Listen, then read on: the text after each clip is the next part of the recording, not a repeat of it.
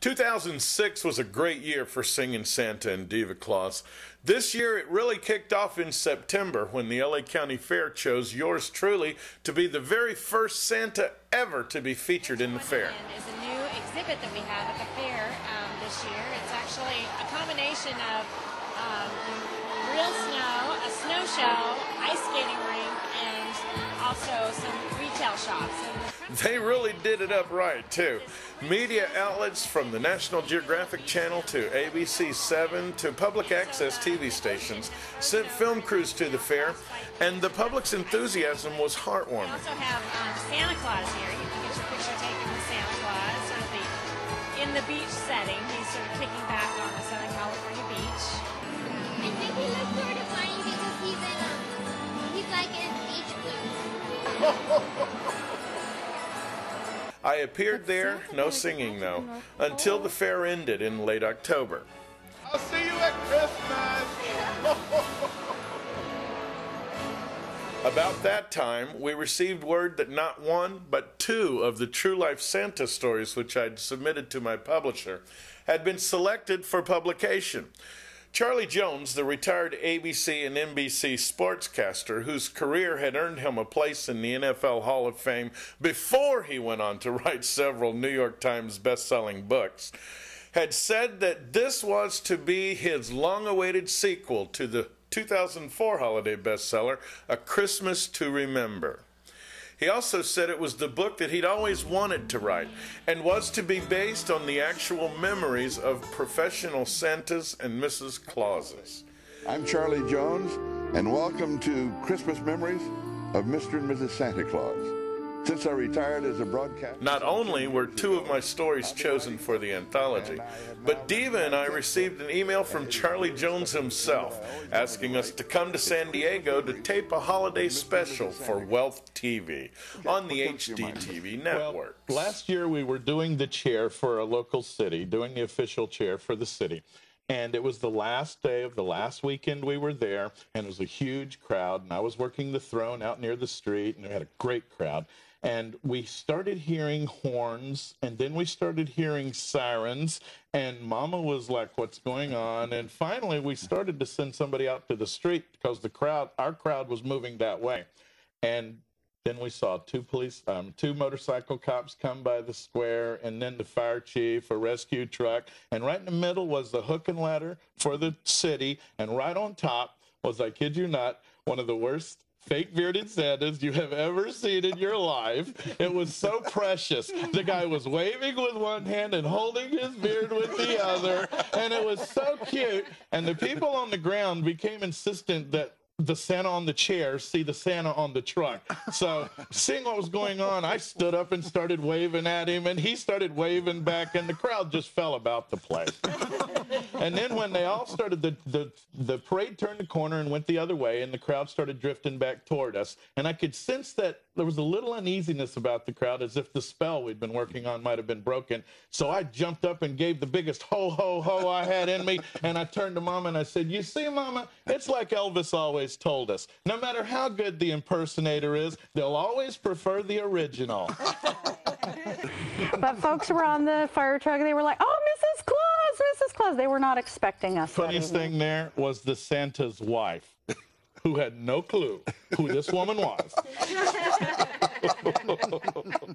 Tough crowds have to be the most fun, though, because then you have to be on your toes and you have to react to them. Yeah, there's life in the audience. It's not a still life painting that I'm performing before. You got to have somebody to play off of. And you know what? I got to tell you something.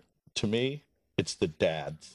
More than anything else, it's the dads, because I think that there's something in a dad's nature that makes him stay mortally attached to reality, perhaps for the protection of his family or something. And maybe that renders him just slightly less capable to really get into Santa Claus. But I'm going to tell you, when we're working the chair and the crowd is helping and the spell starts, you can feel it. You can feel the spell when it starts to work. I'm going to tell you something. There's nothing that gives Santa a tingle like catching a dad's eye and realize that he just realized that he's believing in this as much as his kids are.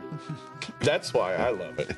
like this, and I went, feel his fur, it's so soft. And she felt his fur, and then she was touching his beard and everything, and Mom was all excited. Mama is what the photographers call a getter. Yeah. And that's when the grin gets just a little bit bigger. And the twinkle is in the eye. I did want to ask a fellow professional, how do you deal with the physical pain of being Santa, specifically right here toward the end of a long day? I ache at the end of a day. I actually lose about 10 pounds during the season. Yeah, you need a better agent, Santa. I have, it's right there, clause 3 on my contract. By November, my appearances at the LA Fair, as well as our work with the Amalgamated Order of Real Bearded Santas, for which I am the Inland Empire Regional Director, had attracted the attention of PBS's Los Angeles affiliate. First, Henna Cuevas of KCET's Life and Times interviewed Singin Santa and Diva Claus at the International University of Santa Clausology. Henna Cuevas takes a look at what Santas have to learn before they go to work. This is information that Rick Irwin and his wife Victoria of Ontario find very useful. They've been working as Mr. and Mrs. Claus for 3 years. The touching, I guess, is the evolution that I'm noticing the most. That really wasn't even a part of the business, and even quite recently it wasn't even a part of the business, but now we're having to pay a lot more attention to it, and that's what I'm paying attention to today. And then Val Zavala brought her film crew out to the fair for an even more in-depth interview. You may think it's strange that we're doing a story about Santa Claus at this time of year, but what you may not realize is that being Santa these days is serious business. This year, in the middle of a warm and sunny September, the LA County Fair set up a winter wonderland with beach sand and an umbrella for a vacationing Santa Rick. Everybody big Santa smile and say Christmas trees. It is just unbelievable how this business is growing.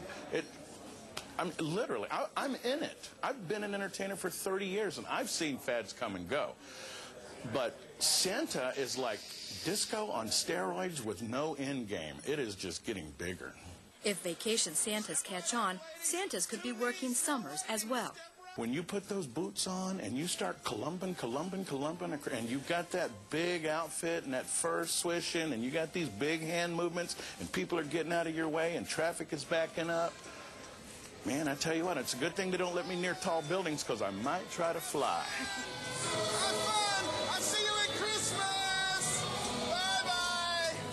I'm Henna Cuevas for Life and Times.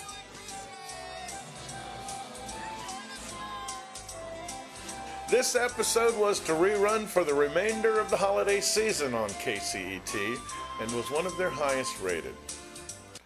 Then we turned around and came back to the Fairplex to host the 2007 North Pole Extreme Winter Sports Expo over the first weekend in December. Not only was Singin Santa the master of ceremonies for the entire event, but Diva and I also provided the expo with their Santa photo booth. One final biographical note which you may find interesting, Singin Santa is also the founding director of Pie in the Sky.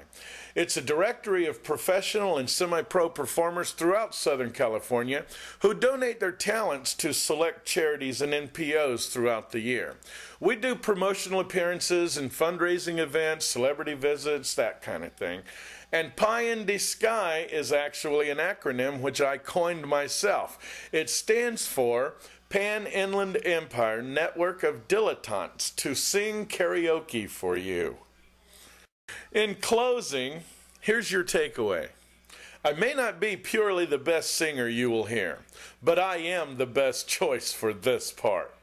Singin Santa is a professional entertainer with more than 30 years of experience in showbiz. I regularly handle crowds of 5,000 to 10,000 people, and I parry banter with the best hosts in the business. I can deliver a script as professionally the 100th time as I did the first, or I can follow the host off script in any direction they want to go. Live performance is Singin Santa's ultimate forte. And that's why my wife and I are known as the Inland Empire's first couple of live entertainment.